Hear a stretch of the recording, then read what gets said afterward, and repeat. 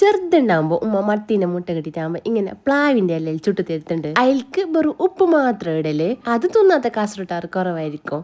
അപ്പൊ അതിന്റെ ടേസ്റ്റ് ഞാൻ പറയണ്ടില്ല. നമുക്ക് അതിനെ കുറച്ചും കൂടി റിച്ച് ആക്കാം. മത്തീൻ്റെ മുട്ടയിലേക്ക് ഉപ്പ്, മഞ്ഞൾപ്പൊടി, കുരുമുളക് പൊടി, പിന്നെ പുളിഞ്ഞ കൊണ്ട് നല്ല വെള്ളം എല്ലാം കൂടിയിട്ട് നല്ല പങ്ങനെ ഒന്ന് മിക്സ് ആക്കി കൊടുക്കുക. എല്ലായിടത്തേക്ക് എത്തുന്ന പോലെ. ഇനി നമുക്ക് ബായന്റെ ഇലയിൽ ഒന്നല്ല പങ്ങല പൊതിഞ്ഞിട്ട് വെക്കാം. ഒരു അരമണിക്കൂർ വേണമെങ്കിൽ റെസ്റ്റ് ചെയ്യാൻ വെച്ചോ. എല്ലാം പിടിക്കട്ടെ നല്ല പങ്ങല. ഇനി നമുക്ക് മെയിൻ വേണ്ടത് മണ്ണിന്റെ ചട്ടി. മണ്ണിന്റെ ചട്ടി തന്നെ വേണം, വേറെ എന്ത് ചട്ടി ആയില്ല. ചട്ടി പങ്ങനെ ചൂടാക്കി അതിലേക്ക് കുറച്ച് തേങ്ങ ഒഴിച്ചു കൊടുക്കണം. ചൂടായ ചട്ടിയിലേക്ക് തേങ്ങ ഒഴിക്കുമ്പോൾ തന്നെ അതിൻ്റെ ഒരു മണം വരുന്നത്. ഇനി ഈ വായലയിൽ പൊതിഞ്ഞു വെച്ച മത്തീൻ്റെ മുട്ട ഒന്ന് തിരിച്ചു മറിച്ചിട്ടിട്ട് നല്ല പങ്ങനെ ഒന്ന് ചുട്ടെടുക്കുക. ഇത് ബന്ധോണ്ട് വരുമ്പോൾ ഒരു മണം വരുന്നു.